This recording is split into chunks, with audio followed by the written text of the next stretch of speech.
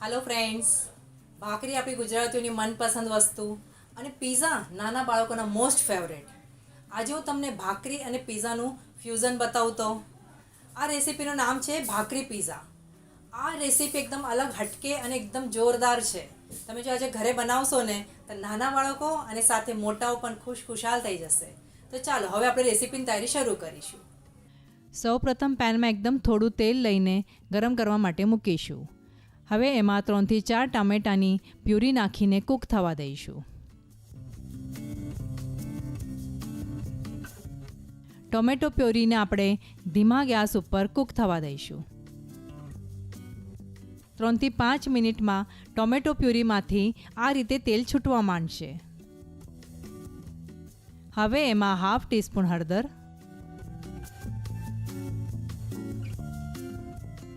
1 teaspoon લાલ મરચું,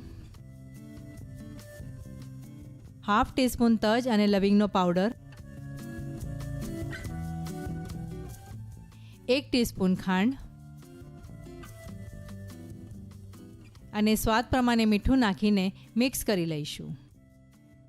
મિત્રો, આ રીતે આપણે એકદમ ફ્રેશ સોસ બનાવીને જો પીઝા તૈયાર કરીશું ને તો પીઝા ખાવામાં ઘણા જ ટેસ્ટી લાગે છે. આ સોસને આપણે થોડો થીક થવા દઈશું. હવે આપણો પીઝા સોસ બનીને તૈયાર છે.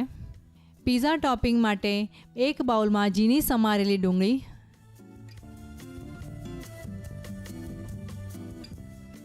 થોડા ઝીણા સમારેલા ટામેટાં, થોડા ઝીણા સમારેલા સિમલા મરચાં, 1 ટીસ્પૂન લાલ મરચું,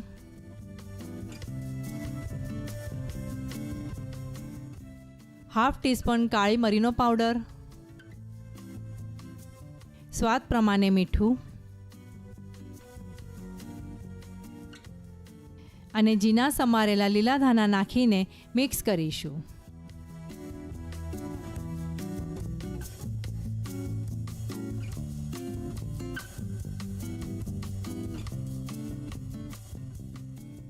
પીઝા ટોપિંગ બનાવીને તૈયાર છે.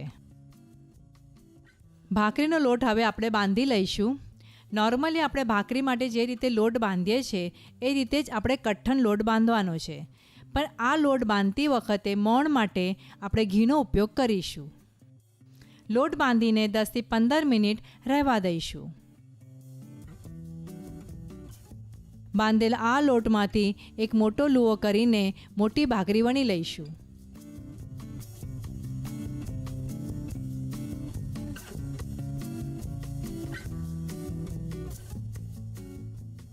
આ ભાખરી આપણે પ્રમાણમાં થોડી જાડી રાખીશું.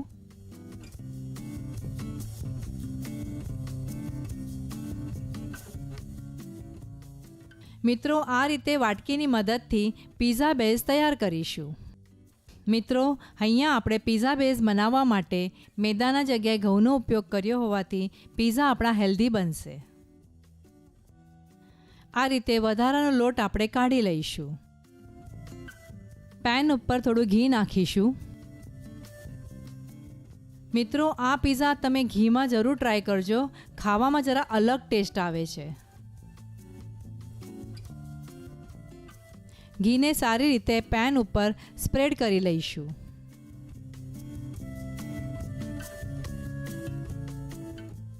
ત્યારબાદ ભાખરીને ઘીમાં સારી રીતે રોસ્ટ કરીશું.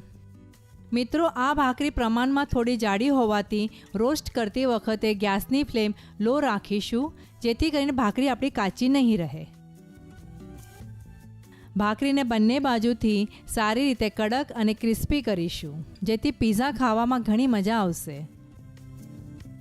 ભાખરી શેકાઈ ગયા બાદ બનાવેલો સોસ ઉપર ઇવનલી સ્પ્રેડ કરીશું. ત્રણેય ભાખરી ઉપર આ રીતે સોસ લગાવી દઈશું. આ સોસ તમે ફ્રીજમાં સ્ટોર પણ કરી શકો છો. પછી તૈયાર કરેલું ટોપિંગ એના ઉપર મૂકીને વ્યવસ્થિત સ્પ્રેડ કરીશું. થોડું વધારે પ્રમાણમાં ચીઝ નાખીશું.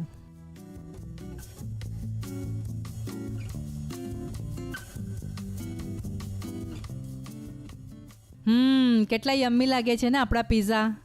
જોઈને ખાવાનું મન થઈ ગયું ને. તો મને તરત કમેન્ટ કરીને બતાવો. પેન ઢાંકીને મીડિયમ ગેસ ઉપર આ ચીઝને મેલ્ટ થવા દઈશું. હેલ્ધી અને ટેસ્ટી અને ખાવામાં એકદમ જોરદાર ભાખરી પીઝા ખાવા માટે તૈયાર છે. મારા વહાલા મિત્રો, ભાખરી પીઝાની રેસીપી જોઈને જો તમને બનાવવાનું મન થયું હોય ને તો તરત આજે બનાવો અને બનાવ્યા બાદ એના ફોટો જરૂરથી કાઢજો. અને હા, ફોટો કાઢ્યા બાદ મારી જોડે ઇન્સ્ટાગ્રામ ઉપર શેર કરવાનું તો ભૂલશો જ નહીં.